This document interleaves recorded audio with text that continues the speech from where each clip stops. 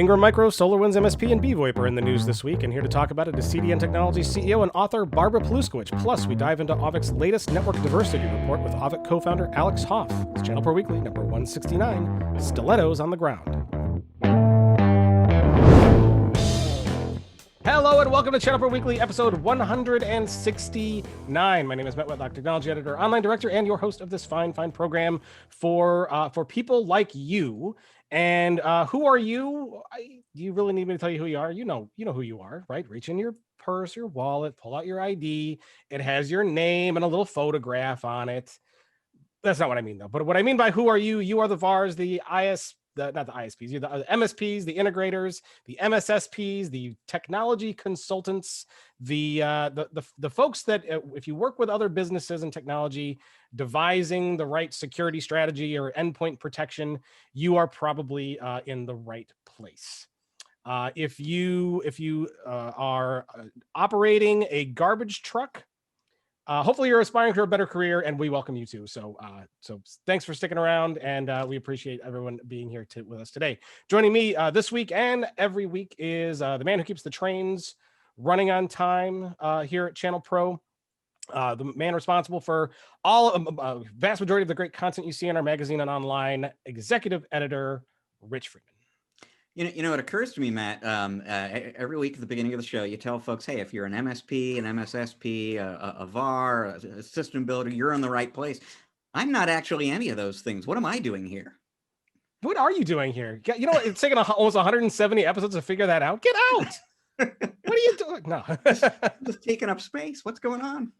Right, but you are the one who brings the knowledge and injects it into the brains of our listening audience. And I'm shaking my desk here when I'm talking about it. I do realize though, I need to, I like it when I talk about, like, if you're one of these people who does something completely unrelated, I need to start writing those in advance because they're getting hard to come up with off the top of my head.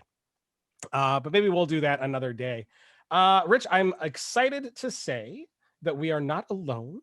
And I love it that it seems like every single week we have one awesome guest host after another. And we have someone who I heard speak at our Canadian online summit.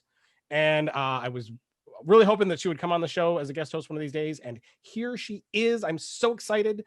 So over the course of her 20-year career in IT, she's been known for her ability to present highly technical information in a clear, easy to understand manner. She is the author of IT Scams, How to Avoid Being Ripped Off, and a talk show host of KnowTechTalk. She also serves as an executive with internethosting.com and internetregistration.com. Please welcome CDN Technologies CEO, Barb Paluszkiewicz. Welcome, Barb. Wow, that was great. You know, and if you're going to take notes, Paluszkiewicz is spelled the exact way it sounds. Rich was kind enough to put the phonetic spelling in the notes for me, and I actually practiced. Because Rich knows, like, I am notoriously known for butchering people's names, because I do just tend to kind of, if I don't know how to pronounce it, I just kind of read it how it's kind of spelled, and it's always a disaster. But I practiced to make sure I got it right. But don't worry, I'm sure I will screw it up at some point later on in the show, because that's just what always happens. But I'm really glad to have you here. If you can take a couple minutes, tell us a little bit more about you and what you do. Okay, but I have a dad's joke before we begin, if that's okay. You do not have to ask permission to tell a joke. Okay. How did the hacker get away? How? He ran somewhere. Nice. I love it. Oh, writing that one down because it's a good one. I love it too. I'm using that one, and I'm taking all the credit. Okay. It's all yours. And, if you are, I can add to your list of people who should not be listening. And I use these when I don't want to talk to people about work because my brain is fried.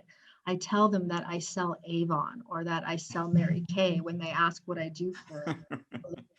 And what's that pyramid scheme one? Like, I want to say Segway, but that's not it. What's the one? Amway. Amway. Yes. Yeah. Let me tell you about Amway. As soon as you tell someone that, like, you know, they're just like, oh, okay. And then I'm just like, all right, like, now I can have my like 2-3 minutes of peace, because when you're in IT these days, you're getting bombarded with questions all the time. Everywhere you go, from people saying, hey, you do computers, what's this on my phone? Is this legit, or what do you think? Or I got this quote, and my computer is so slow. What's wrong? And things like that.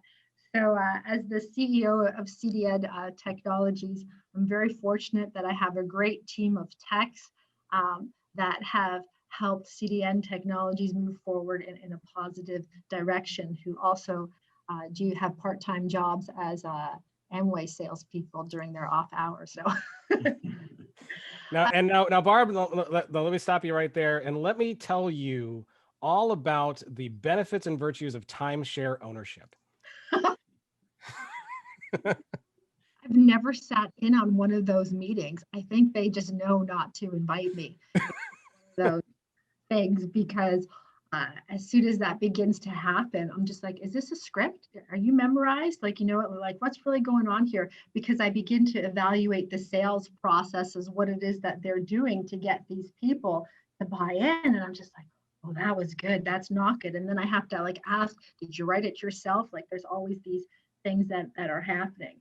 My background, I've been in tech for a long time, but I've never been a technician. I've always been on the sales end of things. I used to sell IT training courses for a private vocational school. So that's how my IT career got started. So I've seen many things over the years, from like, everything that happened in the 80s to the .com to Y2K. Like, I've been through it all, and I'm very happy for it, because it's enabled me to deal with COVID. Even though that COVID's different, it's enabled me to help, because my team, I've got old guys, I've got young guys that are techs, women too. So it's nice to have that perspective on, like, it's okay. Like, we're safe. This is what we're going to do. And this is how we're going to keep the company moving forward in a positive direction. My worldwide headquarters that I provide services from, IT service, IT support, and cybersecurity, is Oakville, Ontario, Canada. And we've been providing services to businesses, mainly Canadian businesses, that are scattered all throughout North America. Since 1989, we were formerly known as JP Consulting, but then when we tried to register the domain name JP Consulting, it wasn't available. So we ended up having to figure out, okay, well, what are we going to call ourselves? And at that time, we were small, so it's like, let's just say CDN Technologies, because we're Canadian and we're dealing in tech. So we just registered that domain name. Became in Canada, you need to get incorporated provincially and federally. So that ended up happening too. So we've been very fortunate and very blessed that during all of this, we've been able to provide customers all across Canada with IT service, IT support, and IT security from our worldwide headquarters in Oakville, Ontario, which is just outside of Toronto. Rich, we've joked about this on the show before, but we joke about it, but it's so true. All business names now are derived whether or not the .com is available. Yeah, that's the right? starting point. Right. we can't name our business this because the .com is taken. So like pretty soon, all of the good .coms will be gone, and every company will be named something like Yiggle. Like, and we'll just start making up names, Yiggle Tech and Boozer Technologies or something like that. So. That's like fun. Is it MSPs, or is it like something that we're reselling? Right, exactly. So Barbara, you've never been on the show before. Tell us a little bit about you, kind of personally. What do you like to do for fun? What do you do up in Canada? Those kinds of things. Where to go with that? No one really asks me those questions anymore, because I'm always reading or doing something. It's like, what is it that I like to do? Well, I have 2 degrees. I have one in chemistry and one in physics that I don't do anything with except understand watching Star Trek. I'm really loving Discovery. That's pretty cool. I can explain to my daughter exactly what's going on, and she truly doesn't care, but I think it's fascinating. It's like, yeah, you know what, their logic is right. So that's about it that I use those degrees for. I used to row. I'm from Niagara originally, so I'm just outside of Niagara Falls from St. Catharines. And I rode for Canada's junior national team. If we were at home, I think that I would do these from my trophy room. So you can see all of the medals that I've acquired, because I recently decided to remodel one room in my house. I was just like, oh my God, there's so much crap here. What am I going to do with this? Because I also like to run. So whenever you do these competitive things, you get a medal for completion. And then afterwards, like, they hang on the wall. Yeah, I post the bib numbers up. And then afterwards, they begin to like wear and tear, and you just put them down. And they're these big, heavy boxes of jewelry, so to say. So personally, I'm a rower, I'm a runner. What do I do for fun? I run. I'm a mom of two. I have a 15-year-old and a 13-year-old, and I've never felt old or hated being a parent until I had a teenager, because all I keep thinking, my kids are at that stage where they're having fun, okay? And I remember, but I never got caught.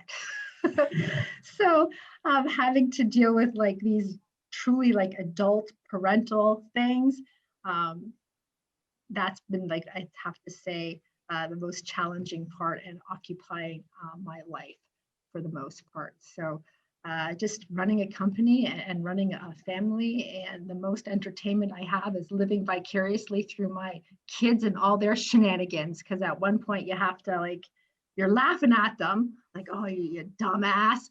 And at the other point, you got to be the parent, like, that's responsible. You have to worry about your image, past, present, and future. So that's where I'm at personally. So hopefully that gives you a bird's eye view of things. And your daughter watches Star Trek. Everybody is forced to watch. Yes, she watches a little bit, and so does my son. My daughter is very much into STEM, which is interesting for me, because I know that most girls, they gravitate towards being, caregivers, towards being like, nurses and teachers and things like that. Whereas my daughter from a very young age has always been into like engineering and building. Like, I know she's never going to like listen to this podcast, but essentially for Christmas, she's building her own computer. So I had to go to my tech team, and some of the people were like professional gamers here, like in their previous life when they were young. I'm just like, my kid wants to build a computer. I have no idea what's going on. How do I do this? And they're just like, okay, so you need this. So that's what we're doing for her. I'm getting all of these pieces that are coming, so that I could just give them to her, so she can put it all together. Whereas my son, he's different. When he's very much of an entrepreneur. When he was young, one of the things he asked me is, how much does a human cost? Because he wanted to know if he could pay someone to do stuff. Like, it took a lot of questioning, but his whole thing was, how much does a human cost? And I was just like, that's slavery, honey. And he was just like, no, I just don't want to do the work. So, but it needs to get done because you'll get mad at me. And so I'm wondering if I can pay someone to do it. Like, he's constantly thinking about just how to not do stuff and make money. It's very entertaining. Well, it sounds like you did something right. Always good to hear about a kid who likes Star Trek and likes to build computers, because that's those are two things that are I'm very fond of also. As long as by the time that they're like 25 or 30 and can be like a functioning member of society and are not living in my basement, like, that will be that's the bar. Like, did I do good as a parent? So you are a guest host on our podcast, but you've got a podcast of your own, right? Yeah, KnowTechTalk. I love it. It helped me very much through the pandemic and talking with people and staying engaged. I interview lots of channel-only vendors, and I ask them about their products and their services and how they benefit my end customers, so that I can share with the end users the tools and the information that I'm using to support them. And I ask the people that I'm engaged with on the podcast the same questions that my customers ask me, so that this way I have a little bit of help in delivering their products to the market and getting people to understand what it is that I'm doing to help keep them secure, and what it is that this product does to help keep them secure. The episodes are short. They're usually about, anywhere from like 20 to 23 minutes in length. And I do it like that for a reason. It's so that's like a quick in and a quick out, because it's not like technology when you're a non-techie person is super duper like fun and gravitational to listen to. But if you can ask like the right questions, and then you can help deliver the answer, then it makes it easier for the end user to understand how we're dedicated to their success, to keeping their network safe and secure. And then also, because of that podcast, I've been able to have some really cool Canadians. I've had Kim Mitchell and Fred Penner on. All these, I've had people from the Hirschbeck group, all of these like high profile Canadians that if they were in the States, they'd be like gazillionaires, but because they're Canadians, they're doing all right. And they're happy to talk and help another Canadian move forward and spread the word and get good PR out there. So that's been kind of nice for the podcast too, just talking to people and sharing and educating. Yeah, totally. That's one of the things I love about it too. Matt and I, by the way, need about 20 minutes to clear our throat, but it seems to be okay. Yeah. So one of the things that's really interesting about, I think it's safe to say the vast majority of our listeners now, ChannelPro readers, are people from a technical background who got into business. And one of the big challenges they run into is learning about business and running a business and so on. You have less of a technical background, more of a business background. And I imagine there are some people who are wondering, well, how does that work in terms of running a technology company? I mean, how has that been for, what kind of a crash course, did you have to take back in the day in technology? And how do you sort of divvy up the technical and the non-technical part of what you do? I ask a lot of questions. And you have to be tenacious, and you really have to have thick skin, because it's a tough business to get into, because sometimes you always have to deliver great service to your customer, and technical people are so into their jobs. What's the guys, Kevin Smith and Die Hard, like, like the warlock in the basement. They're like that. They're really, really good, but they're not the greatest at running a business. So I'm understanding the question is since I'm not a techie turned owner operator, what's it like for me as a salesperson turned owner operator? Well, to answer that is I always think back to my training, and it's a whole stick to the script, and to just document everything. I have a great group of techs, and they all blend and they all work well together. And I've had techs that have been with me for over 20 years, because it was the techs that actually started this little business on their own. And when they decided that they needed to grow and they decided they needed to scale, they came to me and they said, we need to hire more technicians. Who's good? Like, who do you know that's good? Because in the role that I was in at the private vocational school, you always knew who had gravitated technically very good, very good. And so I would always help them out that way. And then when I ended up being packaged out, when I left, they were just like, oh, you know what, if we hired Barb, then our little business can grow really big here. So when they came to me at first, I started laughing, because I was just like, no, like, like I don't want to say I was pompous, but I was. I was just like, no, because I was working for a company. I was making a great wage. I got packaged out. Like, I was, when you hear about stories about salespeople making more than directors and CEOs and things like that, like that's where I was trained and educated by the best, and I had great mentors. So that was me. So now I had the opportunity to essentially do the exact same thing that I was doing, educating people that didn't know about technology, about choices to make, to how to keep their life, their business moving forward in a positive direction. So when that opportunity presented itself to me, I was just like, okay, but like, you know what, if we're going to do this, like, let's make it a real company, so to say. Like, you know, and we had to put it all together, and we all got shares, and then eventually it was, you know, some people left, some people stayed, and I'm one of the people that stayed. In the beginning, I was always just in the beginning, our business grew by referrals because everybody knew the guys and they had these great reputations and so on and so forth. So my marketing was, it was good. It was soft. I was doing everything on my own, and we ended up growing. And through one of our acquisitions, we acquired internet registration and internet hosting. And essentially that is, it's a competition to GoDaddy and Network Solutions. So that ended up being my little section of the company that I took charge of, and it kept me busy. So I ran that, and I did that, and then it kind of, I automated it. Like, you know what, like that's an online business. Like, you know what, that's an online vending machine for domain name registrations and web hosting and things like that.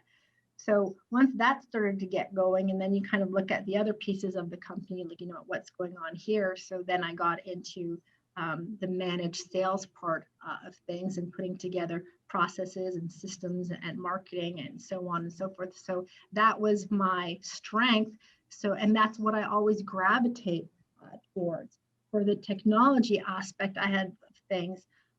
These people were already used to me asking, like, you know, a gazillion questions. And some of them weren't even technical questions. Some of them were stupid questions, so that I can make sure that they're being congruent in their answers and making sure that I wasn't getting bullshitted. And that's how, like, you know, for me to interview a tech, you know, it takes like, in the beginning, it took a long time, because I'm just like, let's see what's going on here. And then, I don't know, it just kind of grew. Sorry, I'm rambling. That's okay. When you said you had to make sure you had really thick skin, I thought you were going to give us an answer in like millimeters. Like it's got to be at least this thick to do that. I was on one of these podcasts, and I remember the person, I was there with a group of women, and it was all about women in tech. And one of the girls said that she hates it when people assume that she's like the administrator, or like, you know, the marketing person and so on and so forth, but she's actually the owner. And she said, like, it basically drives her nuts. And I'm just like, oh yeah, that used to drive me nuts too. But now, you know what, I leverage that MFer, because what happens is like, you know what, now I know which direction that they're going to go into. And you know what, it's something that you learn how to navigate. And if you're always truthful and congruent, it's going to be good. You always end up surpassing your competition, and you get your deal, and you establish trust, and people understand your skills and your ability, and it works in your favor. Absolutely. Well, it's awesome you're here. I'm excited we got you for the whole show. And of course, as we go through, we're going to talk about some of the news of the week, and I absolutely want to get your opinion and have you weigh in on some of these. So thanks for that. And let's go ahead and move on. Rich, our first news story this week is about Ingram Micro, and it's nice that it's mid-December and we still have some news stories to talk about before the big shutdown here for the holidays. But another one of these. Rich, how many stories have we done like this? Right? This we said this was like a thing. When we saw the first one, we're like, we know the writing is on the wall. We're going to see more and more and more of it. And here it is again. Private equity has bought another big company, Ingram Micro. Rich, tell us about that. Yeah, and in this case, private equity has bought another big distributor, because roughly a year ago at this time on the podcast, we were talking about Apollo Global Management buying Tech Data, and that deal eventually ended up being worth about $6 billion. A different private equity investor named Platinum Equity has now purchased Ingram Micro for $7.2 billion. These are big numbers, obviously, and they very much reflect the power and potential of the distribution business, which in and of itself, by the way, is sort of an interesting little side note. You go back in time a little bit, and I think there were a lot of people who thought that the era of big distribution was ending, because who really needs a giant warehouse service anymore in the age of cloud computing? But the big distributors have done a really impressive job of pivoting and kind of adjusting to the new world of IT. And Ingram in particular was very early to cloud, and they are huge in cloud now. And you know, despite a very challenging year, they made or grew their profits 2.1% in their most recent quarter. They are still, you know, revenue I know has been impacted, but still very profitable business. And so Platinum Equity went out and bought them for $7.2 billion. Now, they bought Ingram from a Chinese business conglomerate called HNA Group. HNA bought Ingram. The deal was announced at the beginning of 2016. It wasn't closed until the end of 2016, but that was about a $6 billion deal as well. So they come away from this with a $1.2 billion profit, setting aside any other expenses related to the acquisition. This is not a huge surprise. So first of all, there have been rumors about Ingram being potentially for sale for a long time now. And in fact, Apollo at one point in time supposedly was investigating purchasing Ingram Micro before they eventually bought Tech Data. In August, I believe it was Bloomberg reported that Platinum was talking to Ingram about a deal that was at that time rumored to be worth about $7 billion. So, you know, kudos to you, Bloomberg, for being very early to that story. And sure enough, a few months later, that wound up being the case. The biggest reason that HNA is selling Ingram Micro is that Ingram was one of many acquisitions that HNA made over the years. They have got, depending on who you believe and whose numbers you look at and so on, they're dealing with anywhere from, say, 85 to maybe $110 billion with a B in debt right now. They've got bond payments coming up that you know, they may have a great deal of difficulty making. So they're looking to make money. This was why they were looking for a buyer for Ingram, and they were able to find one. What does this mean for Ingram partners? Time will tell. We will see. The folks at Ingram have said that business as usual. That, you know, no, and at this point in time, I'm sure that's 100% true. I mean, they're sticking to the strategy that they've been on, and they have no plans in place. They've had no discussions with Platinum about changing the way they run the business and their strategic priorities. I think if I was an Ingram partner, I would be, you know, probably a little bit wary, just wondering, okay, new ownership, what does that mean? But probably pleased all in all, because I would probably rather have my distributor of choice owned by a private equity firm that is, by all accounts, very healthy and doing just fine, versus a company that has this immense amount of debt. And who knows what that is going to, you know, turn into at some point down the road. And unlike HNA, which again, they're in debt, Platinum may very well be in a good position to invest in Ingram and help them grow different parts of the business, introduce new services for their partners. We saw that with Apollo. When Apollo closed the acquisition of Tech Data, the very first thing they did was say, we're going to put $750 million into Tech Data, and we're just going to, you know, improve all their tools and their logistics and double down, invest in that company. Platinum hasn't said anything along those lines yet, but they are in a much better position to do that kind of thing than HNA was. So I think probably long term for an Ingram partner, this will be a good thing. So, Rich, my first question is: you follow the equity firms a little closer on who owns what. Does Platinum own anything else in the channel? Any other vendors? Are there any possible synergies that we might see?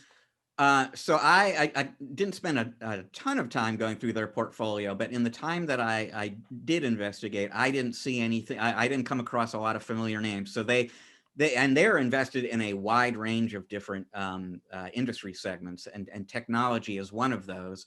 And so they own some software and infrastructure companies. They were, up until very recently, they were an owner, I believe, of Vertiv, which does, like power quality among other things.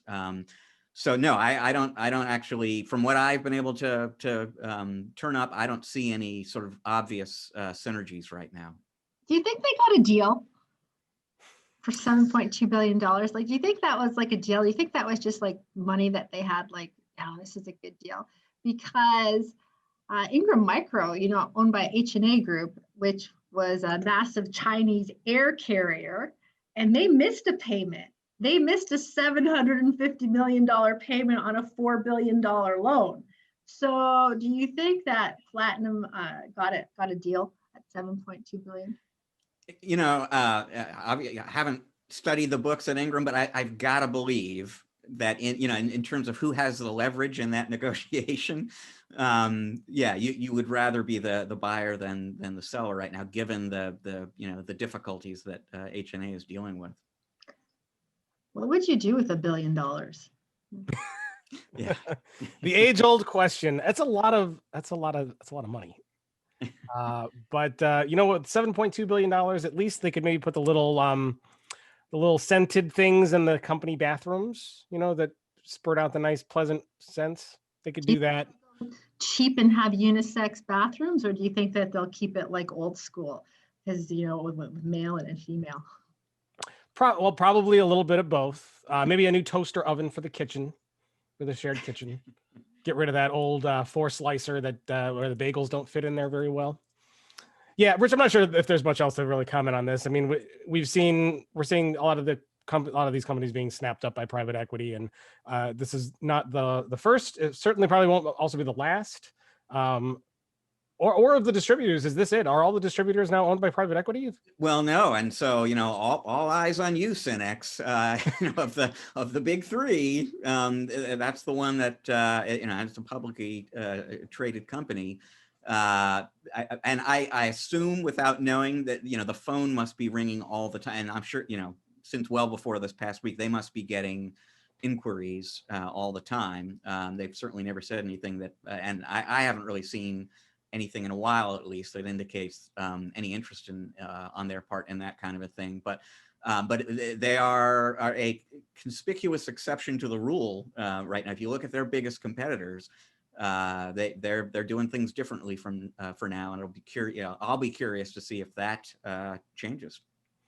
Curious if they're going to send me a customer satisfaction survey to say, what is it that I like, what is it that I don't like, because essentially I've contributed to their growth as an MSP by buying hardware from them. So I'm wondering how their service delivery is going to impact me as they go through all of these changes. Yeah. Well, and that's, anytime this kind of deal happens and there's a change in ownership, and especially if private equity is involved and so on, I don't blame you or anyone else who does business with Ingram for being a little bit nervous about that. How does this change? Maybe they can send you a coupon. Would that make you feel better? I wonder if it's going to be platinum engraved something, because these names, Platinum Equity Partners, Apollo, they're like strong names. Like, these are like heavy hitters that are like coming in. They're not just shake things up and change things. And one of the things that I read, it says that there's going to be a new renaissance when it comes to supply chain and distribution, with all of these private equity companies getting into the channel. So it'll be interesting to see. That just means they're going to take all their customers to a Renaissance fair, where they have like the big turkey legs and everybody wears knight armor. We have medieval times here in Toronto. I've been the mom on the class trip. I've gotten dressed up. I know exactly what it's like. You are all set. You are ready for this, more so than most. All right, Rich. Good for those. We kind of touched on some of the high level stuff, but for those who are listening, if you want to get all the details, go to ChannelPro.com, find the show sheet for episode 169, and there we'll put links to all the stories. You can go and you can get all the details and read all the quotes on this story and every story that we talk about. If you're watching on YouTube, open up the description area right below the video. And we put the links for you there as well to make it nice and convenient so you can kind of read the details while we kind of share our thoughts. Rich, our next story is from SolarWinds.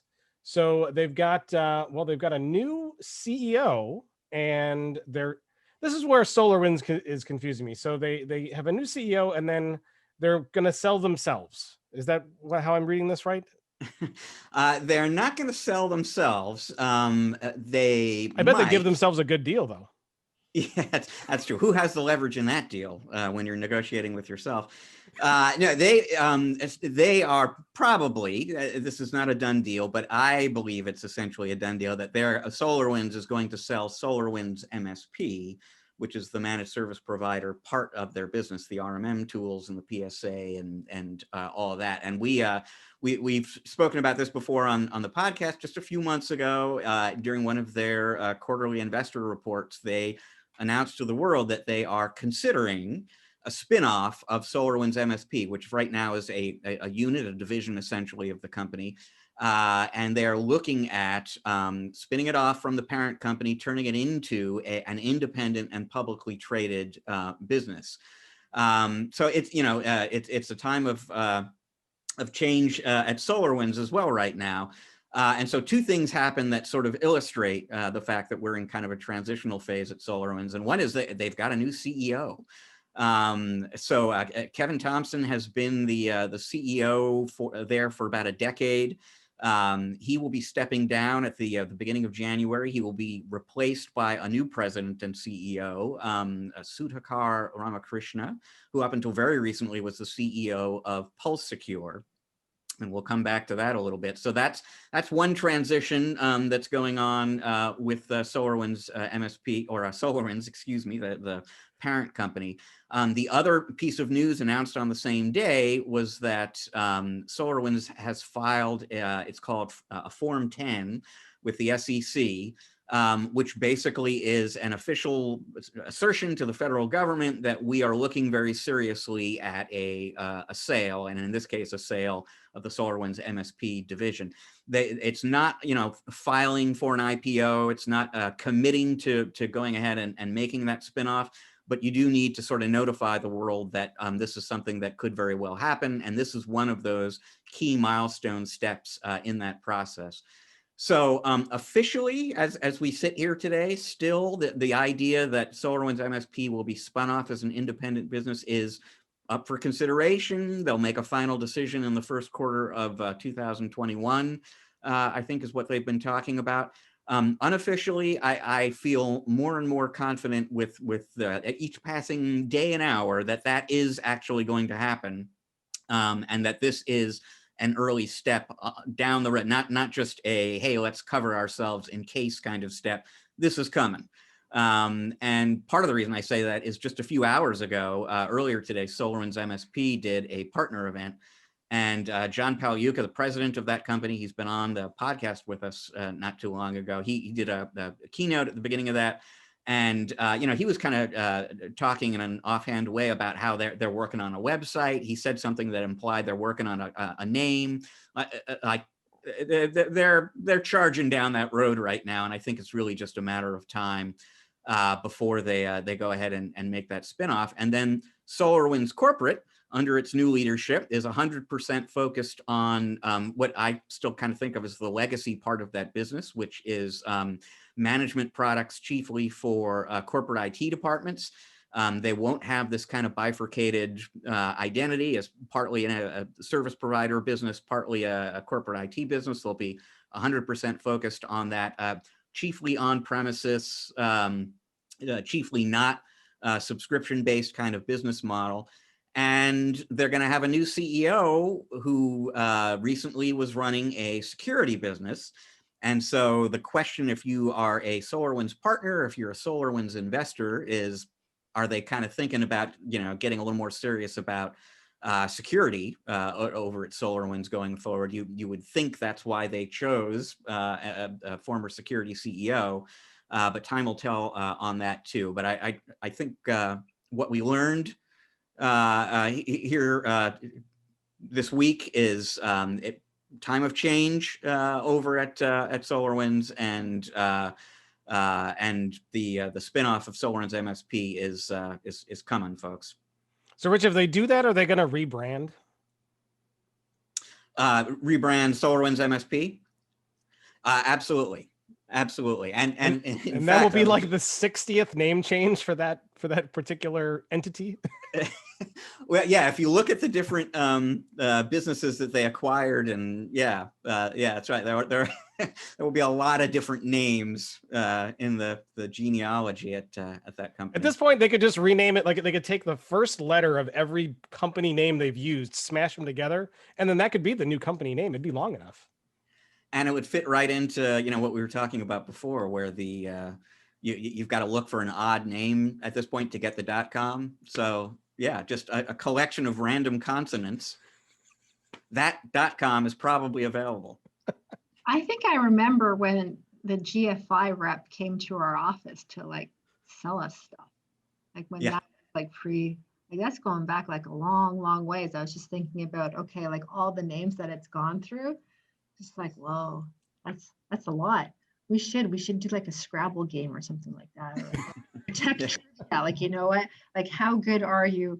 How long have you been in the channel? And just have it figured out, like, what their names were. Because this is a great timeline. As what's corresponding, like, to what on this year we were this name and this happened. On this year we were this name and this happened.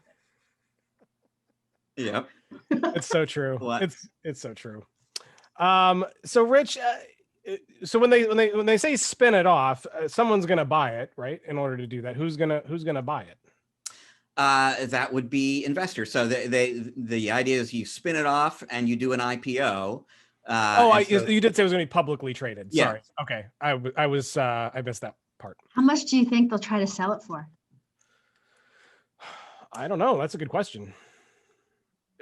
Yeah, I mean, one of the interesting things about this whole deal is from a longer term perspective, the business that SolarWinds MSP is in, that's got the brighter future as we kind of head into the era of everything as a service and subscription based everything and the growth of managed services and so on. So I mean, and that's just all they do there. So I would think, Datto did pretty well recently when their IPO happened. So I'll bet they get a pretty decent valuation. Interesting. So, Barbara, you going to buy it if they when they list their IPO? Is that on your buy list? I got to think of a good name first because they've had every name that's been out there. So I have to think of what I would call it. What I would call it. I think it would be nice to see a female CEO executive that is running one of these big conglomerates. I think it would add a nice perspective to things. Having a couple of Barb and Billions works together. So, ooh, you know what? You know what they could call it? They could call it Frankenstein Networks. I think we already came up with it earlier. That's awesome. I think that'd be excellent. That's fun. Yeah. So that people, when we get to the interview section, which we recorded earlier, you'll understand that reference. So good. All right, Rich. Anything else to talk about this? You said it hasn't happened officially yet, but it seems like it's inevitable. They're putting all the pieces in place to make that happen. Any other thoughts? Nope. I just another little step on that trail, and stay tuned. After New Year's, folks, I think we'll be talking about this, revisiting this story again within the next few months. Yeah, we won't have to get John Paluszkiewicz on to see if we can get it out of him. Yeah. All right.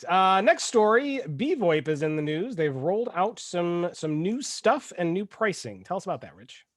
Yeah, actually, I mean, it's three really pretty significant announcements for those folks. And I've been writing a lot about BVoIP this year because they, George Bardisi, their CEO, told me way back in January that 2020 is going to be the year of updates, he called it. It's like he just committed going into the year that we are going to be constantly rolling out updates and enhancements to our customers. And most of those, I'm sure that the partners have really appreciated them individually and cumulatively, but it's been a lot of small things that are just coming all the time from those guys. Over 220, I believe, over the course of the year, enhancements, which is a pretty impressive number. But I mean, this time it's 3 really big things. So first of all, they introduced a new, and I don't want to call it a product so much as I guess a feature of their platform. It's called Nucleus for Microsoft Teams Voice. And it's basically a service that allows a BVoIP partner and a BVoIP end user to sort of build BVoIP functionality into Microsoft Teams. And so, you know, that obviously Teams offers voice functionality. Typically, people who take advantage of Teams Voice will buy the licensing from Microsoft. They get, you know, perfectly serviceable, basic kind of voice features with that Teams voice package. What BVoIP has done is take what is a much more robust kind of full service a package of VoIP features that is really contact center appropriate. So, you know, call queuing and call recording and call reporting and on hold music and a whole bunch of other things that people who are serious about their phones really kind of need. And they've embedded all that inside of Microsoft Teams. So they are not the only VoIP vendor, the only unified communications vendor that integrates with Teams, but a lot of times what happens is you've got to either use the vendors, the third-party vendors interface. You've got to download an app. There's something external to Teams that you're using to kind of combine these two technologies. Nucleus is something that you add to Teams. And so on top of everything that you are doing with Teams today, you layer on top all of this additional voice capability that you can't get directly from Microsoft. Let me pause you there for a second. So it doesn't replace the native Microsoft voice functionality. You still need to license that, but this supplements it with advanced features that Microsoft doesn't add in app. Am I hearing that right? I'm not the expert here, but I don't know that would be exactly the right way to describe this, because I think, or maybe that's an option. I should ask the BVoIP people, but I mean, I think typically what will happen is an MSP who is a BVoIP partner. They will, you know, they'll have their BVoIP licensing. They'll go out to some dial tone seller, and they'll buy a dial tone, buy voice from that other provider, and then bring all of that to Teams. So you aren't necessarily using any voice from that comes with the Teams solution. You're bringing your own voice entirely, but in the process, you are able to do anything that you would have been able to do as a Teams voice subscriber, plus a whole bunch of things that just aren't available that way. Okay, cool. And there's a new management tool on top of this as well? There is. It's called Control. And essentially what they did is they took a number of different management tools and interfaces, and they pulled all that together into the all-important, always appreciated single pane of glass. So Control is now a unified place that you can go to manage pretty much anything that you do with BVoIP, and obviously anything that reduces the number of tools and interfaces you're dealing with is going to be it's going to contribute to productivity. And then the third big thing that they did was not totally, but they revamped their pricing structure fairly significantly. So basically all of their they have 5 plans. All those plans now include Control. They all include Nucleus, this team service. They all include at least some degree of functionality from the BVoIP OneStream platform, which is their integration tool. And that, by the way, is another interesting thing. If you are a Teams user, is taking advantage of this OneStream integration platform. You can integrate Teams with like a PSA tool or a CRM tool, which is kind of an interesting thing. But new pricing schemes from BVoIP. For the first time, you'll be able to pay on a per user per month basis. In the past, all of their pricing has been based around what they kind of call channels, these concurrent kind of communication channels, and they're sticking with that. You can still buy that way, but if you prefer to license on a per user per month basis, the same way you're paying as an MSP for a lot of the other things that you use, you now have that alternative as well. So these are significant announcements, all three of these things from BVoIP. Cool. Barbara, your thoughts? Lots to chew on there. Ooh, yes. I just have to make sure that I phrase correctly. My biggest thing is business continuity for VoIP. You know what? Do you have a backup system in play? Because essentially, I had a look at the Nucleus and the tools and everything like that. It's more data that's being generated. It's more information that you're sharing between your team about your customers and vendors and things like that. So how is that data being protected? Because usually when people are talking on the phone, it's because they don't want to write stuff out. So you always have to make sure, but everything is now recorded. So how are you securing your VoIP system? So this is great and things like that. But I like seeing security in the VoIP systems, because when this isn't ringing and things like that, this is a big problem, because that means that all of your sales and marketing activities aren't working. The ability to correspond with a human voice is not happening. You're unable to connect with people in a time of need. And then when you are able to connect with people and you're having a conversation, now that everything is being documented with what it is that you say with all of these features, is that being saved? Is that being secured? Because VoIP systems, they get hacked too, and they get breached and they get interrupted. And how is everything being taken care of? Like all of a sudden, if someone calls in to pay their invoice and they give their credit card number over the phone, are you going in and are you deleting that conversation? Like, you know what? How do you know your system is being protected? Now that's all in Teams if you accidentally share. So there are all these things that I feel that you need to add to the plate. So you're having a Flintstone steak bone to chew on when you're doing all of these VoIP things. Because yes, I get it that it's technology and it's new and it's apps and so on and so forth, but it also exposes to vulnerability to confidential personal information. So how is that being secured and safe? I don't know enough about BVoIP services, but when I'm looking at stuff, that's what it is that I want to know. And Canadian laws allow me to ask. And if you can't answer my question, then you could also deny me service. So Rachel, go ahead.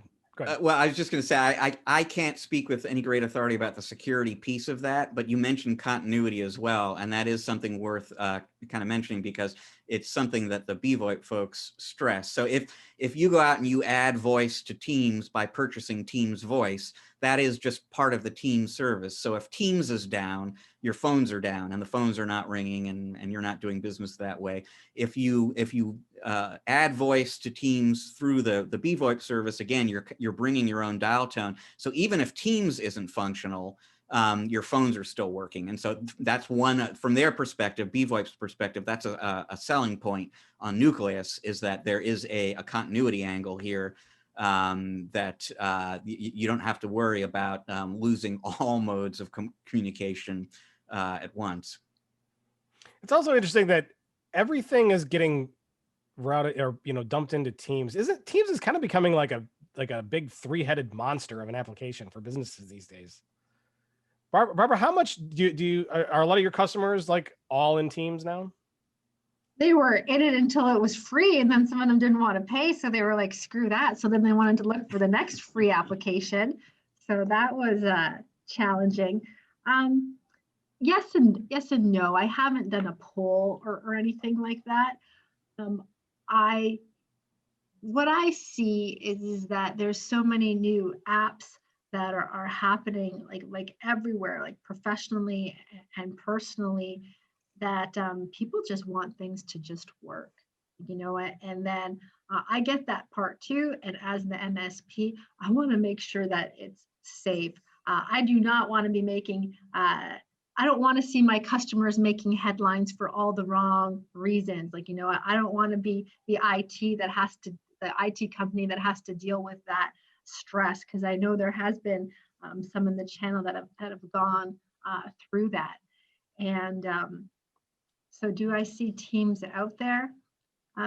People are using what it is that they're comfortable with. Back to what Alex said, like, the software interface, lots of people are comfortable with Zoom. Like, that seems to have emerged as, like, the gorilla in the room, because it's easiest to use. Is it the best? I don't know. But you know what? That's the one that's popular, that everyone is using. When it comes to all of these other ones, in my personal opinion, it's a fad. It's making headlines. It's too early to tell at the moment right now. Let's see how it progresses and rolls out, because if all of a sudden it's going to add to each endpoint that has Teams, it's going to add $5, $10, $11 to their Microsoft subscription. When you multiply that out, that's going to increase the person's monthly recurring bill, and they're going to sit down and they're going to say, like, why can't we go back to phones how they were before? Like, you can plug them in, you paid your landline, and going back that way, it seems to be safe and secure. Like, it dots all the I's and crosses all the T's. So I think time will tell. I think lots of people are using Teams because it's a fad. It was free for a little bit, so that everybody loves free stuff. And now what I see is from people that got it for free, they're like, meh, and so on and so forth. But I see Zoom as the player. I totally agree. We need to go back not only to the plugging in thing, but we need to go back to dialing by using the little rotary thing with the wheel, because that was like finger exercise. Okay, so when you had your phone, was it black, was it beige, or was it green when you had the dialing?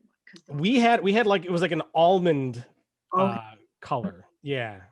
Back in the day. That was in the upstairs kitchen. You see, I grew up European, so we had, the upstairs kitchen. The upstairs of the house was like meticulous and perfect. You weren't allowed to like even walk on the carpet because it would go the other way, and my mom knew I was there.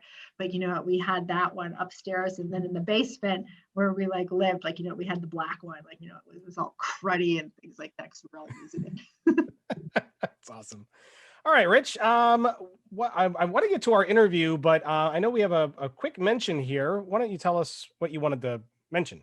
Because it's a quick mention. Yeah, really quick, and we'll have a link to this in the show sheet for people to follow up on. But Dave Sobel, who we know, actually, come to think of it, former SolarWinds employee, host of the Business of Tech podcast now, and the Killing It co-host of the Killing It podcast as well. He's been a guest host with us before. He got in touch with me earlier this week because he's doing something right now that I think is great. He has created some materials that are essentially white label. Anyone listening in the audience can use these materials, bring them to their customer, and what they're designed to do is help you as the trusted advisor to your end users understand these apps and these services that state governments here in the US are rolling out right now that are designed to help people keep track of who has been infected by COVID-19, who has maybe been exposed to somebody who was affected by it, and utilizing the functionality that Apple and Google have added to Android and iOS. And we won't get into the privacy implications of that. I at least am satisfied that as long as you investigate which of these services in particular we're talking about, that you're not broadcasting news to information you don't want to share to people you don't want to share it with, and so on. But these services have been proven to make a positive impact in terms of reducing infection rates. Anything that will reduce infection rates right now in particular is probably a good thing. And you can actually kind of make a little marketing headway for yourself, again, as the trusted advisor to your customers, by bringing this to them, and then help them help everybody else, hopefully contain the spread of the virus. So check it out. Like I said, this is all free stuff that Dave has made available. You can get it from his MSP Radio website. We also have links to all that stuff on ChannelProNetwork.com. Awesome. Good stuff. Always good to see what Dave Sobel is up to. And always a welcome guest here on Channel Pro Weekly. All right, with that, we're going to take a short break. When we come back, we've got an awesome interview that we recorded a little while ago. So we already know what's in it, but we do know that it's a great interview with Alex Hoff from Auvik. So you definitely will not want to miss it. And we'll be back on the other side of that interview with part 3. We'll see you in a little bit.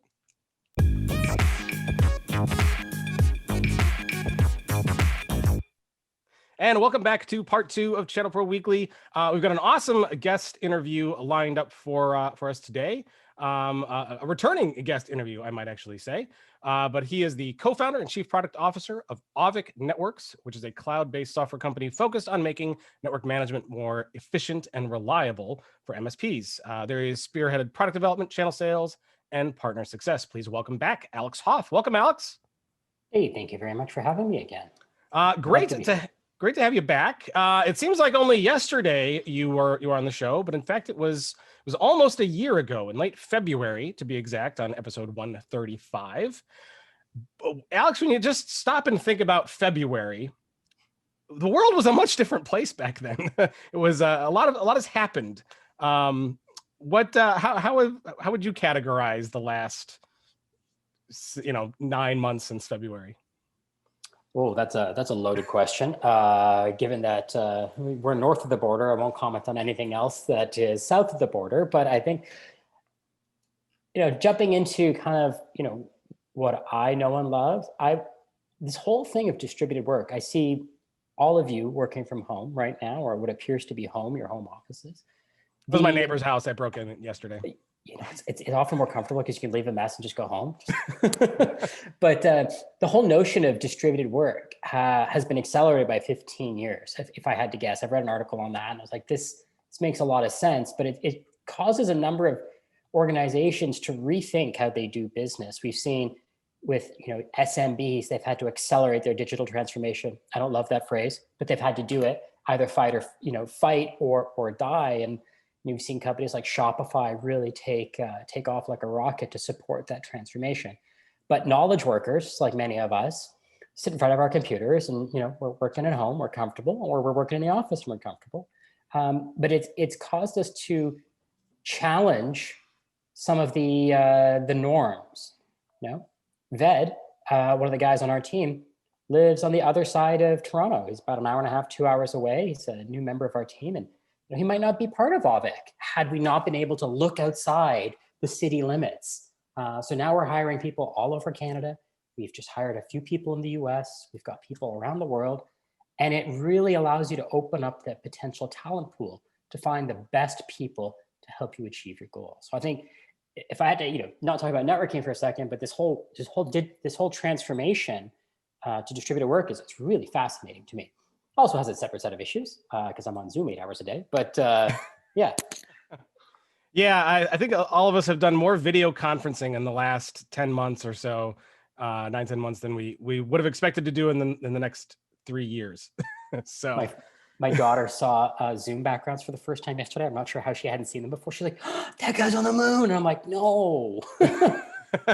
That's awesome.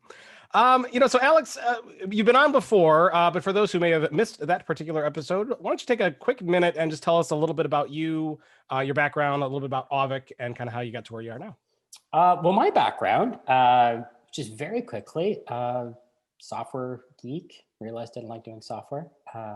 Got to spend a lot of my career in the world of networking. And then when we started Auvik, it came back to what we were good at. We liked networking. We thought we could really help people. Certainly, we wanted to dramatically simplify it. And that's been our journey. We've ducked and weaved over the years, but it's really been around the central thesis that it's just too complicated. And I would argue that now, with this whole distributed movement going along, it's even worse. My thesis is it was great when we were in the office because IT controlled the computer, they controlled the network, they controlled the internet connection, and often the compute that hosted the application running on. So it was all like control. Now you don't get to control anything. So I think it's actually getting more complicated. So yeah, so I spend my days trying to learn about where the world's going and where our product needs to be to help our customers serve their customers and serve their constituents as they try and enable productivity. And in your background specifically, there is like a Lego. Is that a Lego car that's on that shelf? Oh, that's a Lego car. Oh yeah, I'd have to go pick this up because it looks like it's really small, but wait. Yeah, it looks, well, I thought it was like, it looked big actually. I'm like, what is, holy cow, that's huge. Wait, people may not have got a good look at it because I was talking. Can you put that back on camera one more time? Oh, okay, I got to take my headset off one more time. Yeah, sorry.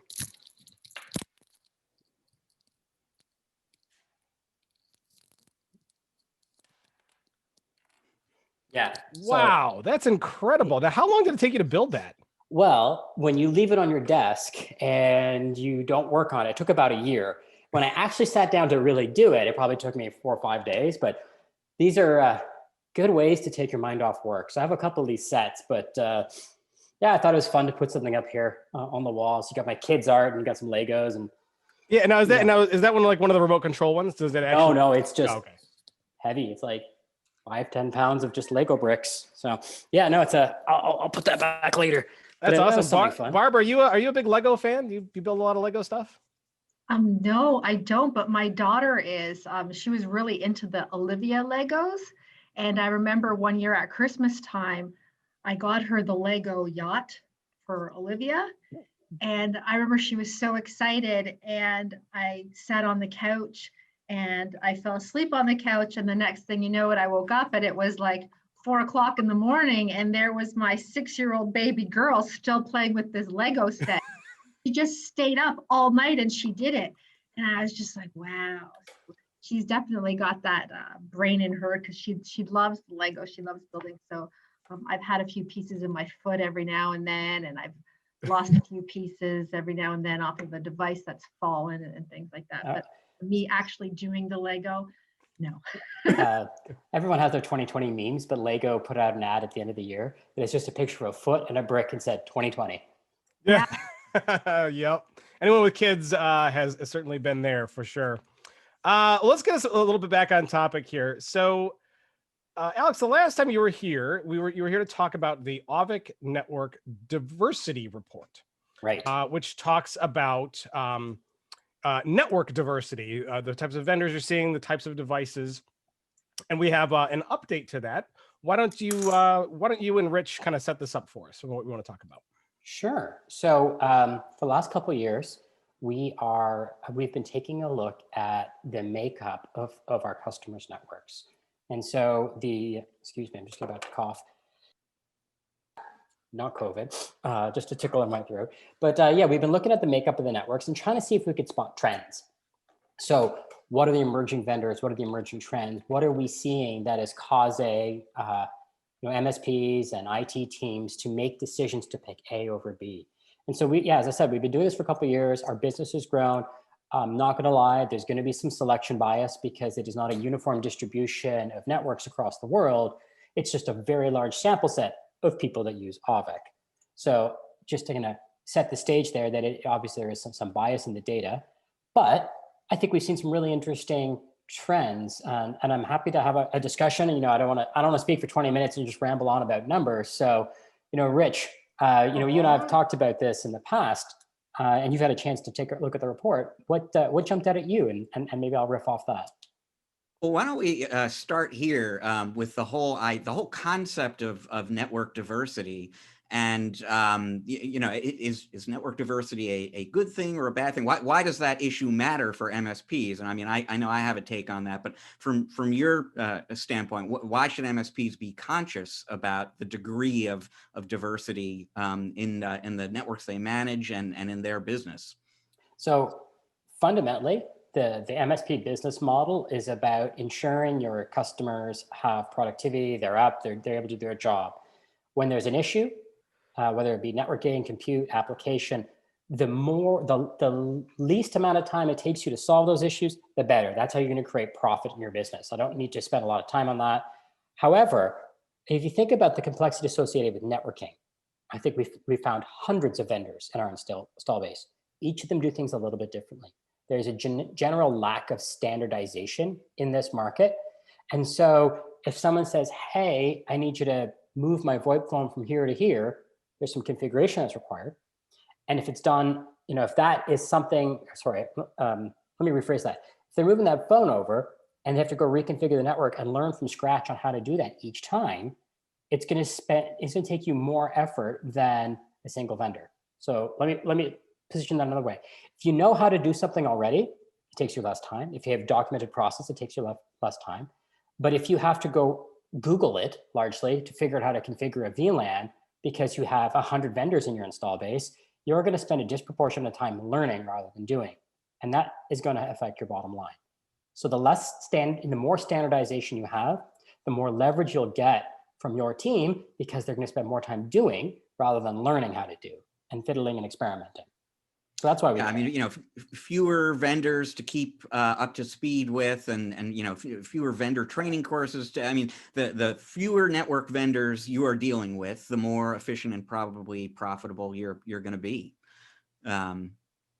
So we spoke. You were on the show, episode 135. That was in February. It's about 10 months ago. We were speaking then about your 2019 diversity study. Relatively recently, the 2020 study came out, and so we're kind of looking at how things maybe have changed from last year to this year. Yeah, so you know, there's even just in terms of the entire kind of landscape there, you guys tracked, I believe it's 368 different vendors. But it's a relatively small set of vendors who really dominate that landscape. The top 10 names of that 368 command 81.1% of the market that you're looking at in the study. Nearly 90% of the networks of all sizes that you guys tracked are only dealing with 1 to 3 device vendors. So a lot of vendors out there, but relatively low diversity from an end user standpoint. Correct. If you look at the MSPs, though, nearly 2/3 of the ones in your study are managing 5 or more network device vendors. And I'm just eyeballing it here a little bit. I was just looking at one of the charts, and it looks like, if anything, there is a small movement year over year from fewer vendors per MSP to more. It almost feels like there's more diverse. So are you seeing that too? And if so, what maybe is driving that? So I would have bet money 2 years ago that trend would go the other way, that as an organization, as an MSP, you were going to pick your standards. Now, you might not just pick one. You might choose your favorite Wi-Fi, your favorite switching, your favorite security platform, and that's 3. I would have bet that number would have gone from 4 or 5 down to 3. But I think what we're seeing is it's getting worse. The problem is getting worse because it's hard to get people to part with their money when there's not a compelling event. And I'll use an example out here. With security, there's obviously a compelling event with crypto locker and doing the right thing to make sure the perimeter of your network is secure. So it's easier to convince your CFO to spend some money on that. But switch ports haven't really changed in a couple of years. Like, you know, it's a gig full duplex, whoop-de-doo. It hasn't really changed. Why am I going to swap out a perfectly good HP switch, a perfectly good Cisco Ubiquiti? If it's working, what's my compelling event to upgrade that device? Now, we'll talk to customers and MSPs and say, hey, you know, the risk associated with that device, but they're, you know, getting up in age. If it fails, you won't be able to get replacement parts. You'll have to swap it out. But again, that conversation, well, yeah, sure. Well, then why not just replace it when it dies? You know, I'll have the money set aside, but it's hard to convince people to do that. So I'm thinking, and I only have anecdotal evidence based on, you know, the conversations I've had with our team and some of our customers, is that it's hard to have people make the switch. It's just, you know, if I had to spend my IT budget, I'm going to spend money on expansion. Well, that's an easy conversation, but kind of the old adage, if it ain't broke, don't fix it. And I think as the Wi-Fi world and switching world is maturing, Wi-Fi is probably earlier on the maturity scale, but, you know, do you need anything faster than a gig 802.11ac? Not really. It's probably good enough for now. It's not like the days of 802b where it was excruciatingly slow and more of a novelty. Now it's like, well, when do I need to upgrade? The technology life refresh cycle is extending because I think we're seeing more maturity. That's my Rich, there's got to be a marketing line in there somewhere. Like, don't just use the switch, make the switch, or something like that. Who are you, Grogu? Yeah. Okay. A lot of switch vendors in this study. I hope they're listening here, because the first one to grab that owes us a commission. Sorry, yeah, trademark. You gotta give me a nickel every time you say it. You're going to literally make $1. Yeah, I'd be shocked if I made that. Go ahead, Rich.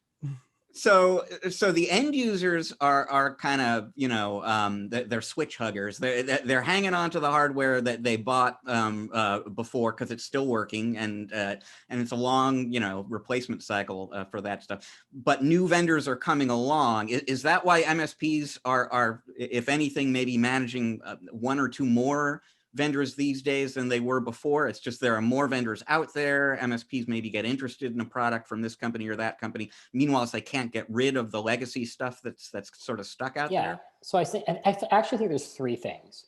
So if you think of an MSP that's static, it has the same set of customers. Over time, the diversity generally goes down, unless they swap their preferred stack, but diversity goes down.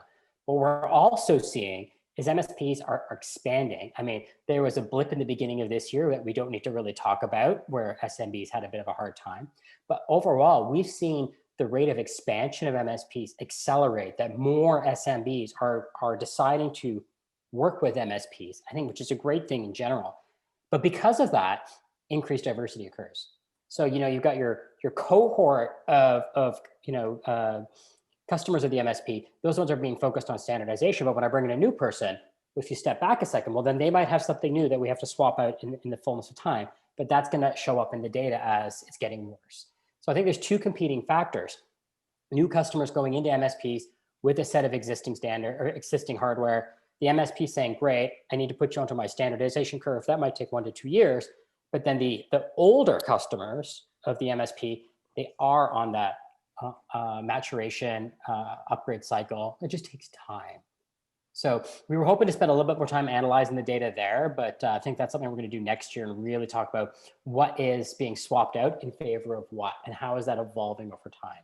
I think I'd like to add a little bit to that from the MSP perspective, with the boots on the ground, or the stilettos on the ground, so to say, in this conversation, is that as COVID hit, organizations all of a sudden they realized that they had to make changes to their IT infrastructure in order for them to transact and in order for them to deliver.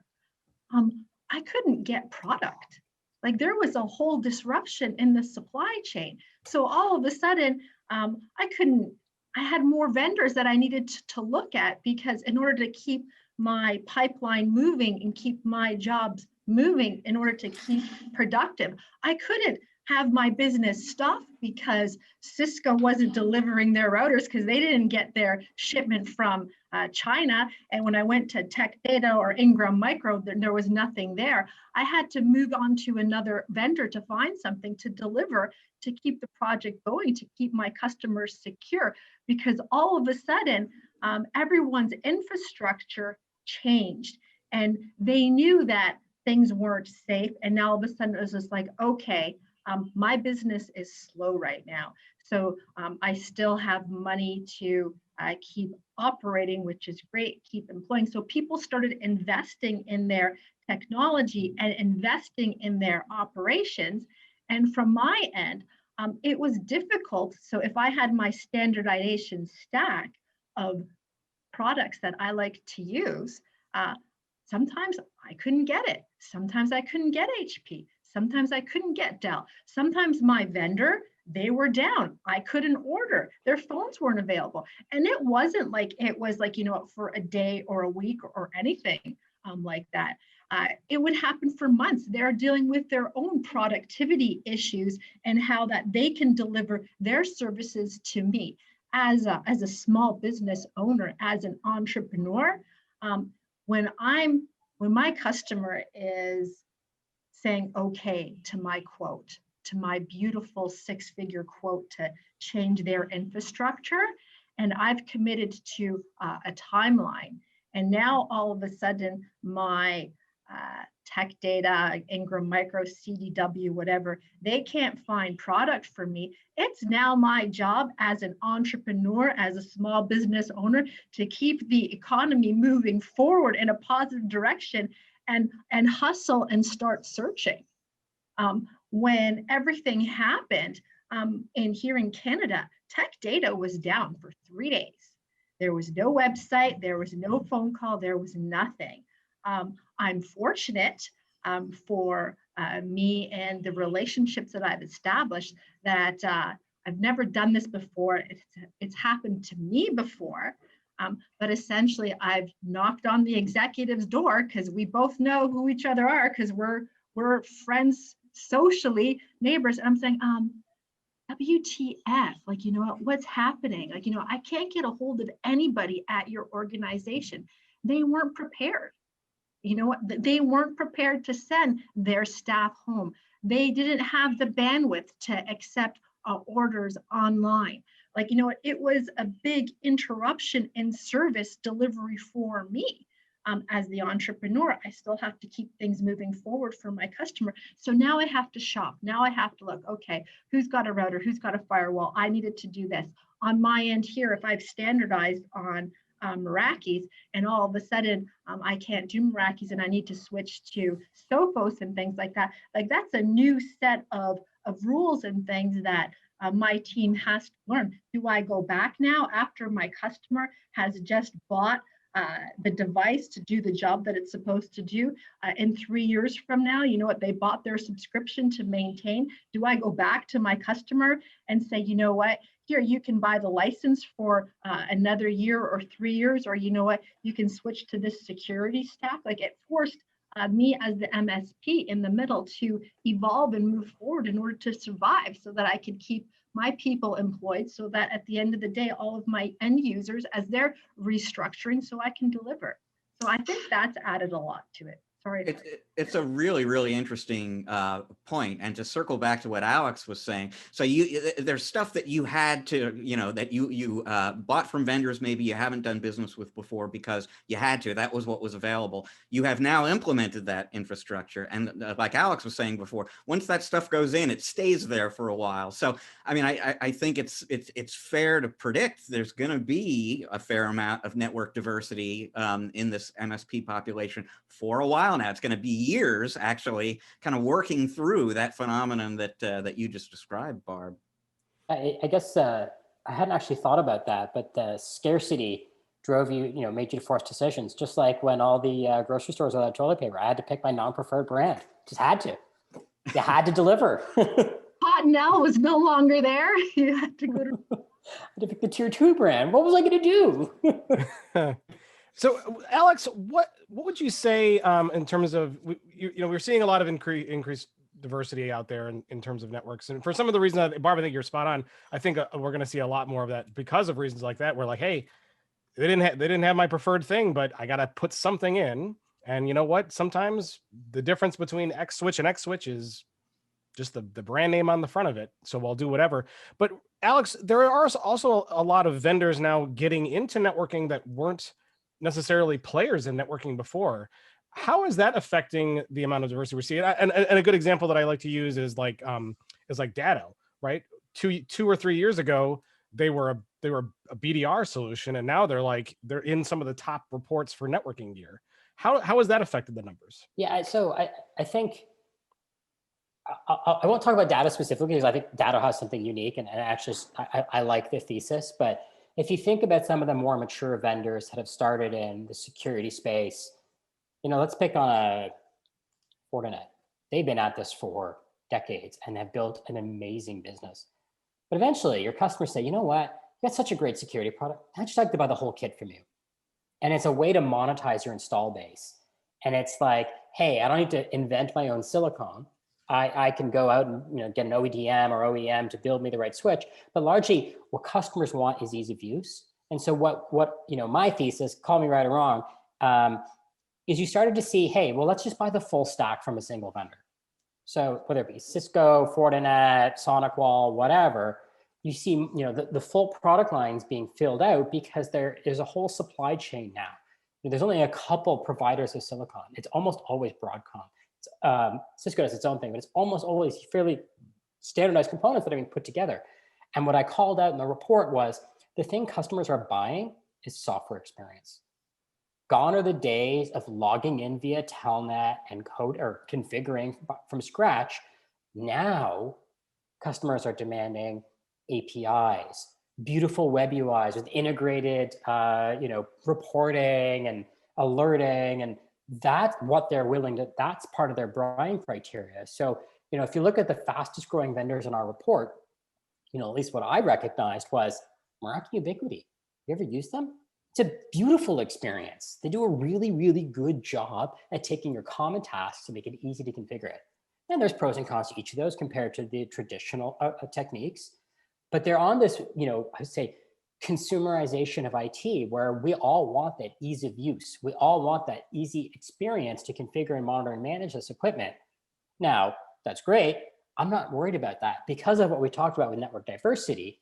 Again, you might prefer Meraki, but you're still going to have Cisco there. You're still going to have HP. You're still going to have, and you'll still need a comprehensive view to get the complete picture across the whole network, not alone just the little bit of infrastructure, but the end-to-end visibility. So these types of the movement in the industry towards software experience, I actually think is a great thing. It helps because I'm never going to be able to solve every use case as much as I try, but I think it's a good thing. It's driving APIs rather than CLI screen scraping, which my team does this. But it's what we do. We try and make it easier. But if you look at them, Ubiquity is also the cheapest one. So when you're dealing, they're enigma wrapped in a riddle.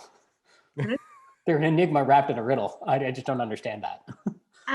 But the thing is, when it comes to dealing with MSP, tech guys are notoriously cheap. They will MacGyver something for they'll spend 10 hours and spend 99 cents to MacGyver something. And then they think, okay, I did this for 99 cents. This solved the problem, but they forgot the 10 hours of time that it put into them. They're going to changing it into a commodity and making it cheap. I think that's why they have a good, some of these players have a good market share because they're dealing with really cheap and cheapest type thing of the buyers.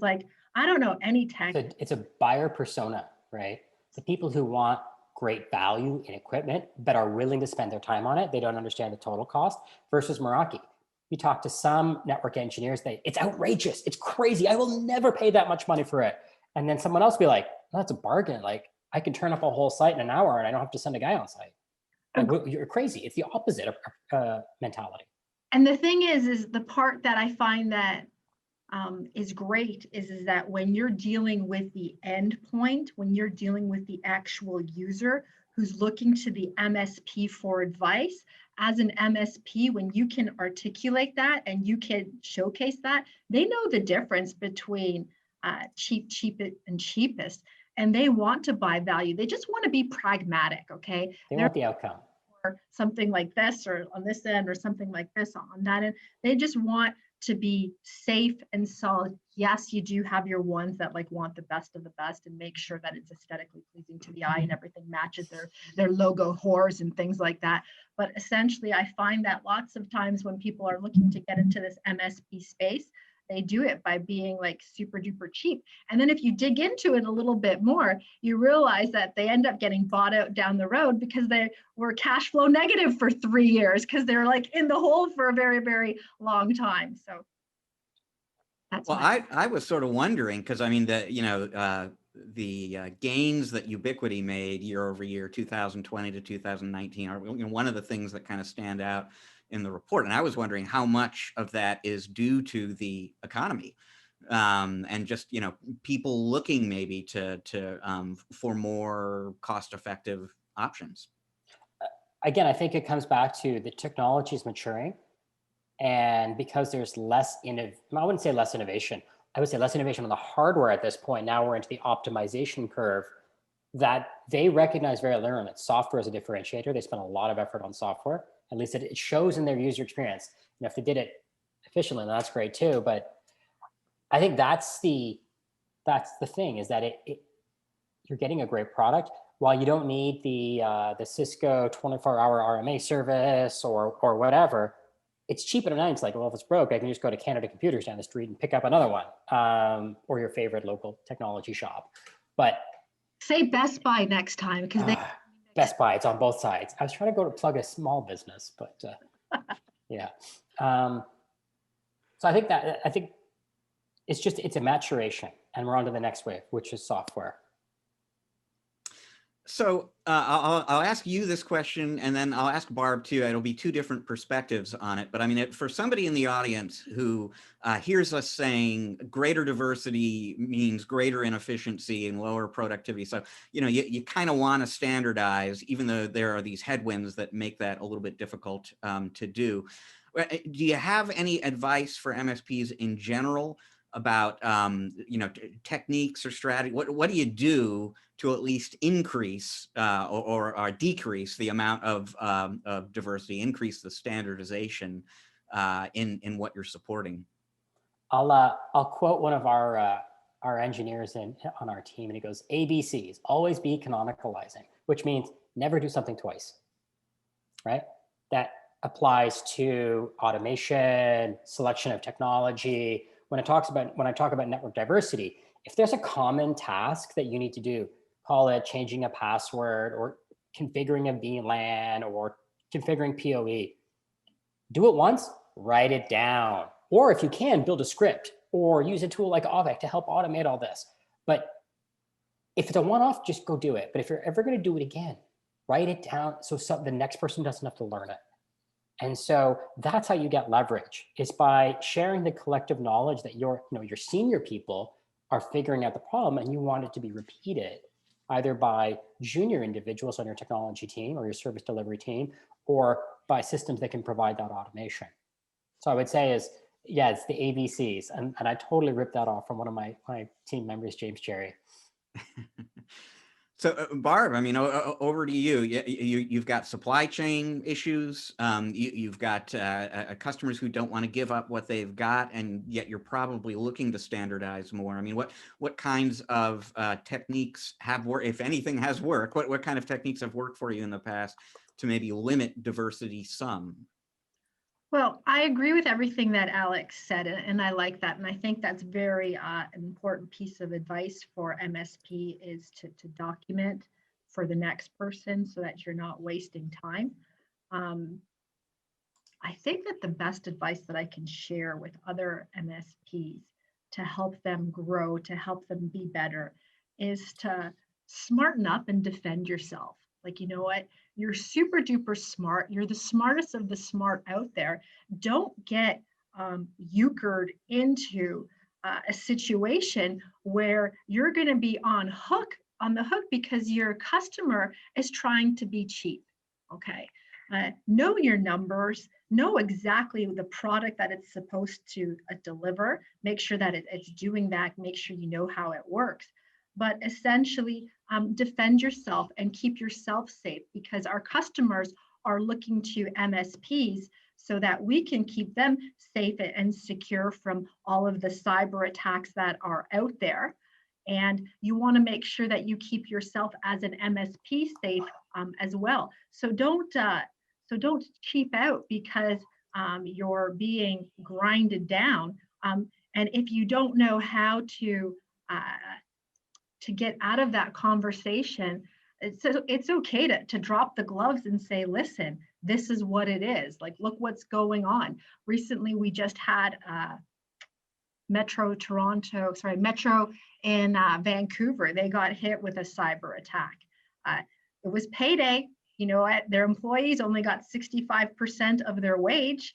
They're not paying the ransom because they said that, you know what, that they're not going to go down that route. They said that no customer information was leaked out, but they don't know about how much of their employee information was out there. And they didn't know about how, if their employees were going to make payday, and chances are that they're only going to get 65% of their pay. So what happens is someone didn't invest in a proper continuity plan, backup plan. Now forensics is getting involved. So you need to have everything documented and safe and secure for the network. So now they're going to be digging, and it's going to be a while before they get back on track, and it's going to cost them hundreds of millions of dollars. So it ends up being the taxpayers that end up paying for that. So making sure that I haven't digressed from the question is the best advice that I can give to MSPs is following what Alex said, is to document everything and keep yourself safe. Don't get bullied by customers that are out there that are trying to be cheap. Explain to them exactly what's going on and what's needed. Because with all of these headlines that are making the news, the customers are becoming aware of what's going on. They're realizing that, you know what, you're going to get robbed online. It's not like you're going to get mugged walking down the street. There's no one around. And with that in mind, keep yourself safe, because at the end of the day, you don't want to be responsible for something like that. Like, document that you had this conversation to upgrade because their switch was so old that it's no longer black, it was beige. So to say, like, you know, it's 18 years old. Candy colored. Yes. Or just things like that. Or, you know what, they never wanted a firewall because the router was just fine. They didn't want to invest.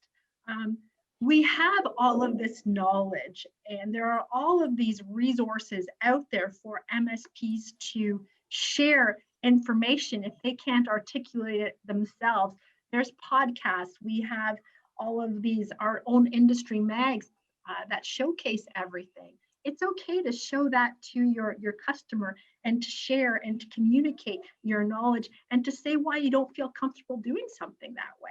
And it's okay to show your tools and to share your tools and say why you like the interface of the Cisco Meraki better, that software interface better than the Ubiquity interface, because you can see what's happening here when you have to troubleshoot. Like, it's okay to share and be transparent with your tools and the knowledge, and pick the good stuff.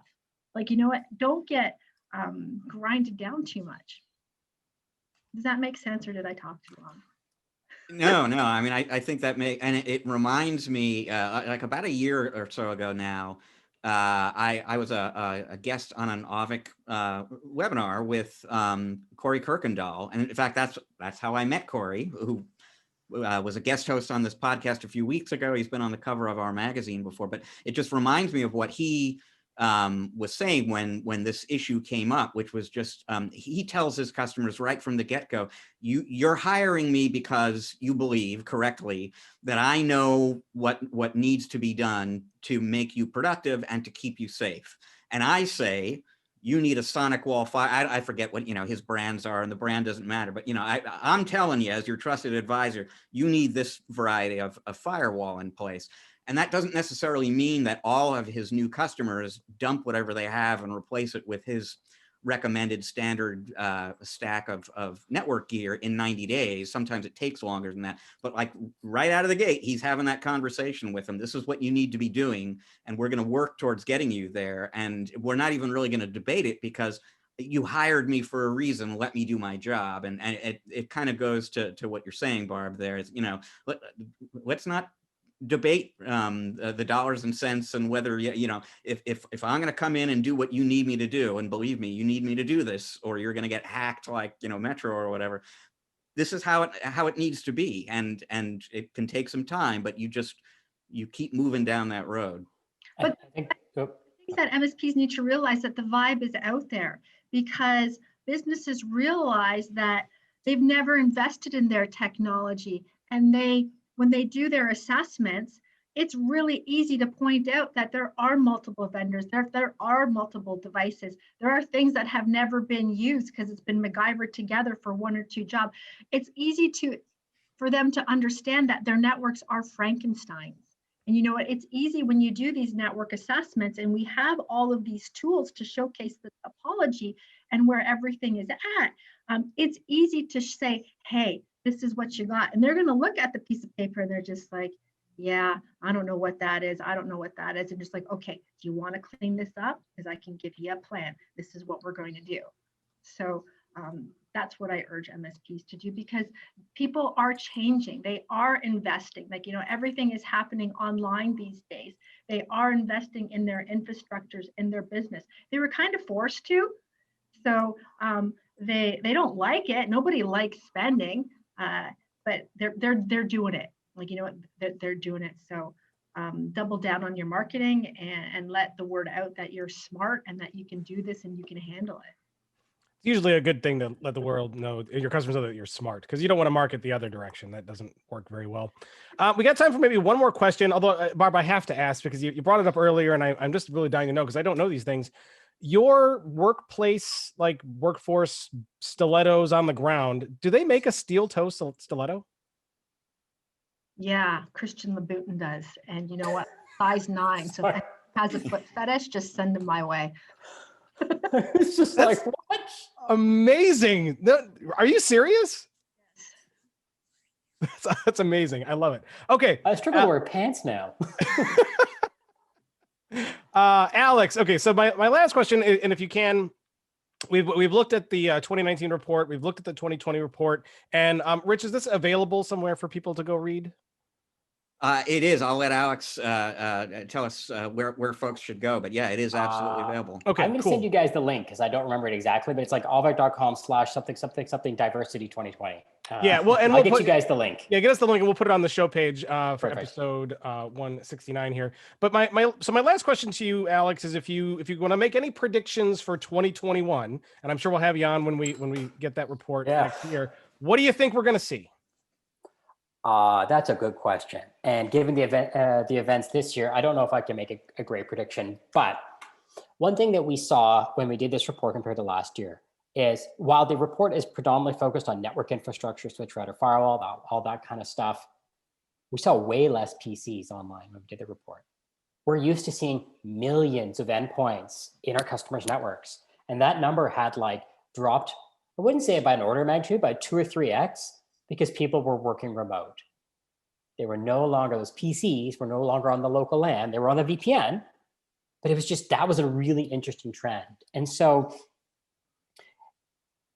while I can't put any concrete predictions out there, I've got a couple things that I think I would see is in talking to some organizations that are more regulated. So MSPs who work with credit unions as an example, what we'll see is more edge routers at executives' homes because they need to achieve their compliance, they need to have a dedicated connection. It can't just be a software connection over home Wi-Fi.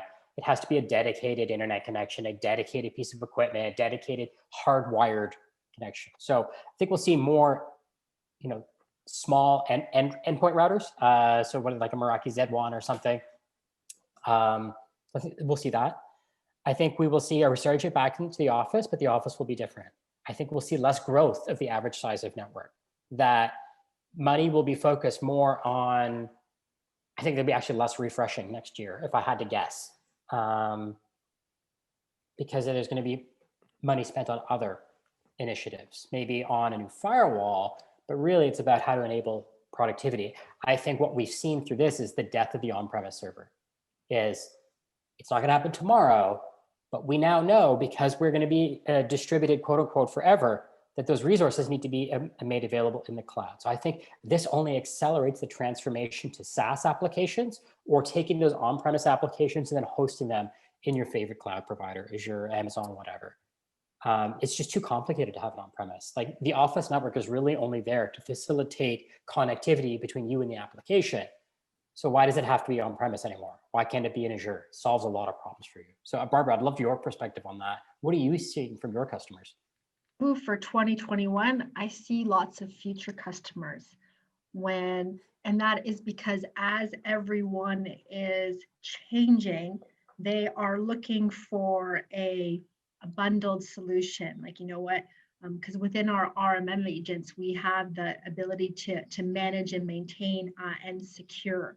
So I see a lot of that going out because all of these smaller offices that realize that they have to change. And what I mean by smaller offices is something that has like 15 to 25 users.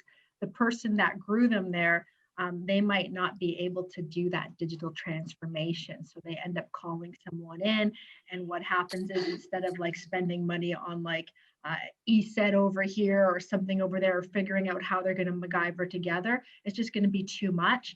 So I think that for there's going to be like the rise of the MSPs. There's going to be more MSPs that have the ability to really scale well because they've nailed it. If you've made it through COVID and your revenues have stayed the same or have grown a little bit, then you've got your processes in control, and now you have the ability to scale. So I think that lots of companies, lots of SMBs are going to be looking to MSPs for assistance in how to help them move in the digital transformation. For larger companies, I think that what's going to happen is that there's going to be more cloud audits happening because the larger companies won't have the volume of sales to support their staff on the inside. With everyone working from home, lots of people, they don't need 2 cars anymore. They only need 1 vehicle. So if you only need 1 vehicle, then essentially that means that there's going to be car manufacturers not being able to sell as many cars. And lots of those car manufacturers had people that were working remotely and that had these big, huge monthly cloud bills that they were paying. Now they have to reevaluate their infrastructure as well. So they're going to have to reach out to specialized MSP people that can assess those loud cloud environments so that they're not overpaying. So I think that that's going to happen in 2021 as well. And I also think that people that have been impacted through COVID, as you know, organizations have restructured, that there might be a few people that try to become MSPs, and then really quickly they'll realize that there's more to it than actually maintaining a computer network. That they're great at being techs, but they're not so great at being business owners. So I think that it will make MSPs that are solid, will make them better because they'll have a greater talent pool to hire from, and then that they can expand their organizations. And we saw that last point in our data, that in the last 2 quarters, our most successful MSPs, instead of growing at X%, they were growing like this, and the ones that were struggling are struggling harder. So I don't know if that's the right message to send, but I think there's real opportunities for smaller MSPs to partner up with larger ones to learn, to grow, then go do it again, spin out later and go do it again once you've learned. Yeah, I can't stress how important Barbara's comment was about understanding the business side of it. You know, pick your favorite industry expert, Paul Dipple, Gary Pika, you know, the ServiceNet or HCG, whatever it's called now. I can't remember it. But all of them espouse the metrics. Just listen, please listen. Follow the rules. Well, talking about the smaller, struggling MSPs, struggling harder is just a high point to end on. So why don't we wrap it up there? But unfortunately, we are out of time, and we could, which is too bad because we could keep going on this topic. I think for the next hour, and it would be very insightful and great. But Alex, we'll have to wait until the next time you're on to continue that conversation. But for those who looking to get a hold of you or learn more about Auvik, where can they go? How can they find you? So the diversity report is auvik.com/vendor-diversity20. You can sign up for a free trial on our website. If you have a question for me, feel free to email me, alex@auvik.com. Fantastic. Well, thank you so much for being on. We're going to take a short break.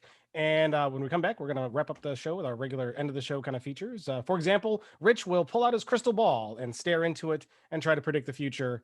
And he's right, like, you know, what, 10% of the time, Rich, give or take? I venture into the 11-12% territory now and again in a good week. In a good week. But he also tells us what happened in the past. And he gets that right every single time. It's amazing how he does that. I don't know how he does it. But we'll be back on the other side with Barbara Paluszkiewicz on the in part 3. Stick around. We will be right back.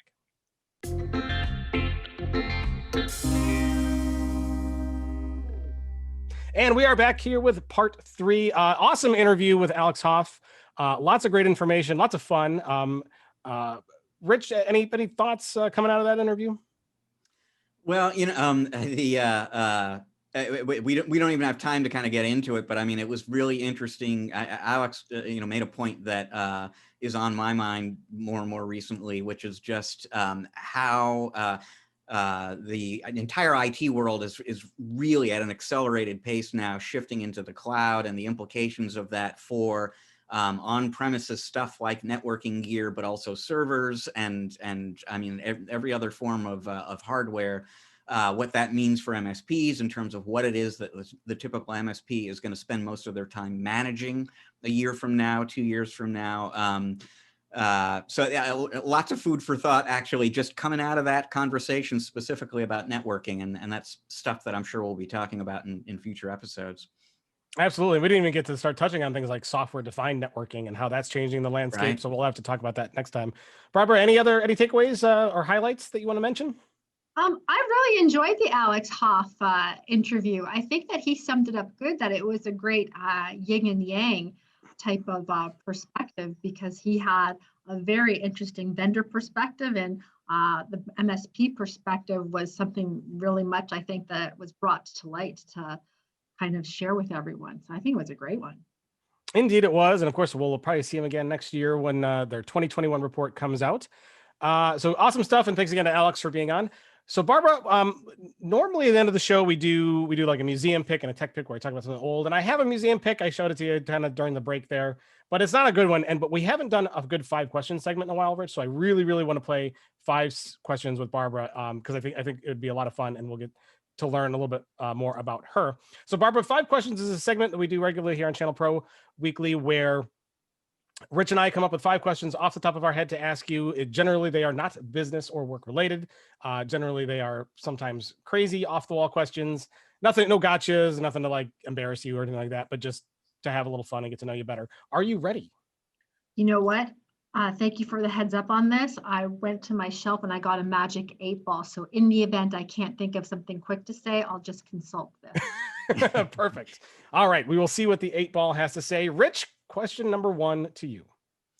And I hesitate to ask it because this is one of those questions that could take, you could talk about all day, but I gotta ask, and the first thing I'll do is invite all the Americans in our audience to step out of the room, please. Barb, what do Canadians really think of us south of the border here? It's a trap. Yeah. Oh, she's consulting the 8-ball. It says Outlook not so good. Let's just leave that one there, shall we, Rich? But a good question. I won't ask anything quite so pointed. Let's see. Question number 2. When you were a teen, what was the craziest thing you ever did? She's going back to the 8-ball. I had to ask the 8-ball, do I share? And the question is no. And the craziest thing that I ever did as a teenager, I was a lame teenager, very lame. I had to take care of this is so sad. I had to take care of my grandmother because I was raised by my mother and my grandmother, and I had to take care of my grandmother. So I did nothing crazy as a teenager, like nothing at all. I think the craziest, I was the biggest loser. I was a reader. Maybe I read Playboy or something like that. Like that was probably like the craziest thing that I did as a teenager. That's about it. I know. That's all right. We'll take it. But it was nice of you to take care of grandma. Do you have a special name for grandma? What do you call her, like Mima or anything like that? No, not like Sheldon. No, I'm Polish, so it's babcia. So I was raised I'm the product of a very strong 2 women, of my grandmother and my mother, and I credit my success to both of them.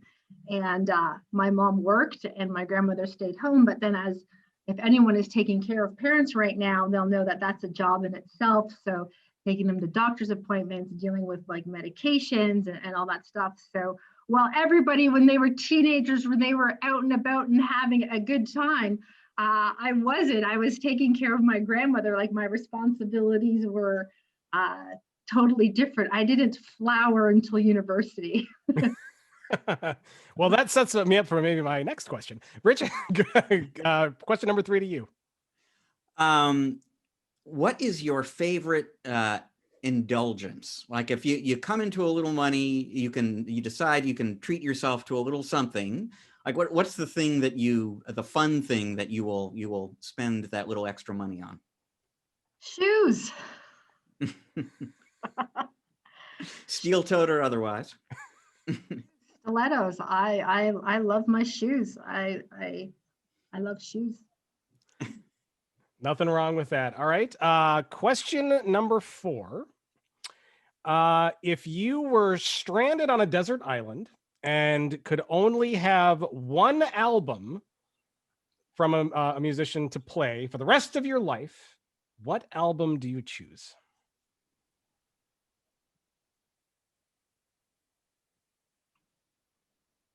She's thinking. She's not consulting the 8-ball though, but she's thinking. Oh, there's so many. A hard one, isn't it? ABBA's Greatest Hits Gold. ABBA's Greatest Hits Gold. I think there's a lot of songs on there. There's Ozzy Osbourne. Yeah. I'm very eclectic with my music. The first one that came to my head was Mamma Mia. And my. So that's the first one that came. So I thought about ABBA's Greatest Hits, the Gold album. And usually the first thing you think of is the one you would pick in real life. So good job on that, Rich. Question number 5 to you. Oh gosh. So when in doubt, I always go to a food question. What is your favorite food to make and your favorite food to eat?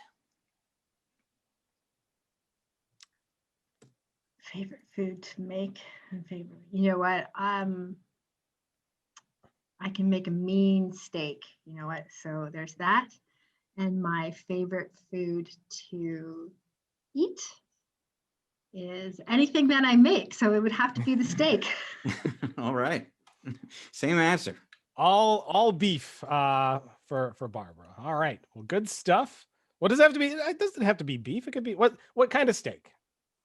Oh, I've been into the tomahawks lately. So, because my son and I, we can cook it, and there's enough. Both of us are carnivores lately, so it's enough to like put on the plate. It presents well, and I just slice it up, and it just seems to have been my thing, the tomahawks.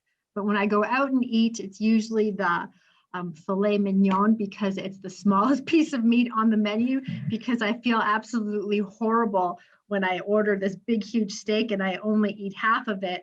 And I was traveling, so it's not like I could like bring it home or have it the next day. I'd have to like ditch it. So I'd always go for the filet mignon, because it was small. You can usually get it in a 6-ounce size. And question 5B, Rich, I'm tacking one on. What is your preferred method of cooking said steak? Because I'm pretty partial to steak, and I'm more of a grill person. How do you like to cook them? Cast iron fry pan in the oven. Cast iron. On both sides, and then I'll put it in the oven.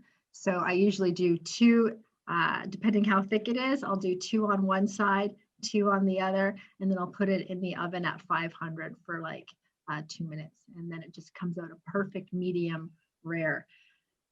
Stay away from people who like their steak well done. They're like the worst luck in the world.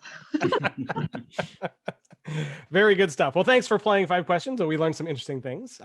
We'll ask about your college days next time. I'm sure there's some interesting stories there to hear. It sounds like. All right. Well, we're not going to do a museum pick a tech pick. We're running a little long this week, but we'll try to fit one in the shows to come.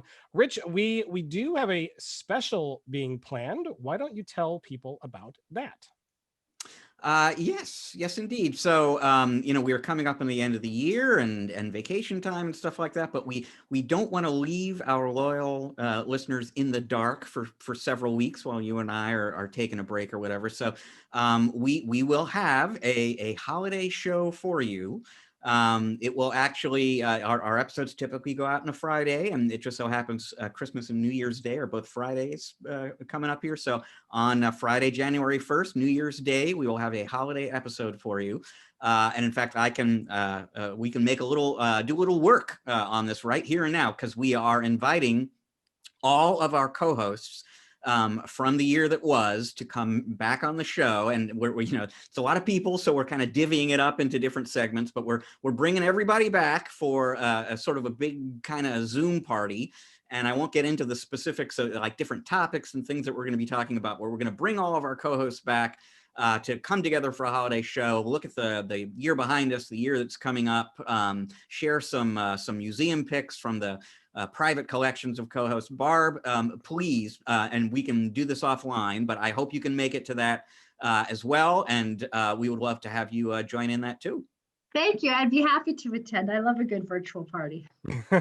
And folks, this is turning out to be quite as spectacular. We have well more than 20 former guest hosts lined up to be on this show. I believe Barb makes 25. So this is good. We've never done anything like this. This is not one you're going to want to miss. We'll talk a little bit more about that next week as well. But there will be a show next week, which is the 17th, and then we have that show being planned out for January 1st. Going to be awesome and fun. Barbara, thank you so much for being on. It's Barbara Paluszkiewicz. I didn't screw it up. Yay. CEO of CDN Technologies. Barb, where can people, if they want to reach out to you, get in touch with you, learn more about your company, how can they do that? Where can they go? cdntechnologies.com, and they can always reach out to me at barbarap.tv. And where can they find your podcast? Oh, it's KnowTechTalk, KNOW, Tech Talk. Any browser you use, you just type it in and it'll come up. Thank you for that. It's also under resources, under CDN Technologies, the podcast there. And yeah, thank you very much for having me. This is great. This was a wonderful show. Thanks for letting me chat and be me. I love having the casual conversations and just talking, and so happy I had the magic 8-ball for when I was in doubt. And that magic 8-ball says absolutely people need to go and check out your podcast and reach out to you. And hopefully we'll get you back for our holiday show. And also again, as a guest host sometime next year would be great. Fabulous. Sounds great. Looking forward to it.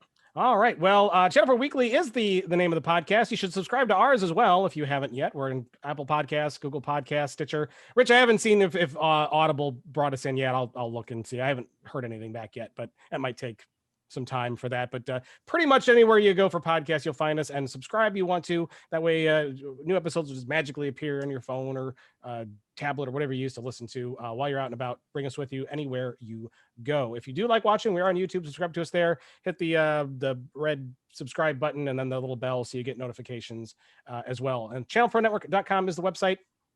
Point your web browser to it each and every day. There's news, articles, white papers, downloads, resources, podcasts, all kinds of stuff, anything and everything, all day, every day, that will help you keep abreast of the news, make more money, learn how to do your business better, give you best practices and tips from industry experts.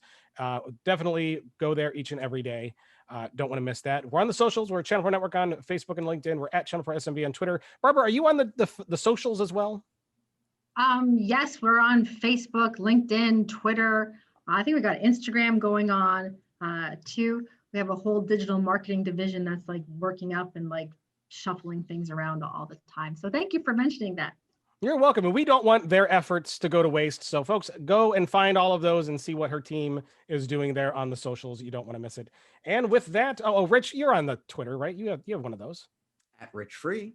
And I'm at BetWithLuck on Twitter if you want to follow me. I don't post a lot, but follow me anyway. And if that one magical day comes where I do decide to post something, you won't miss it. And that's what's most important.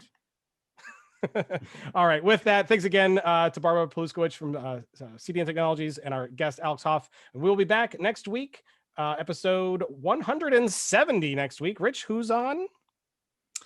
Oh gosh. Oh yeah. Actually, we have a pretty senior executive from Intel on next week. That'll be as our guest interview segment, and Angel Rojas, who just recently participated in one of our virtual conferences as a panelist, is going to be our guest co-host. And you folks do not want to miss that. Don't miss it. We'll see you all in episode 170 next week. See you then.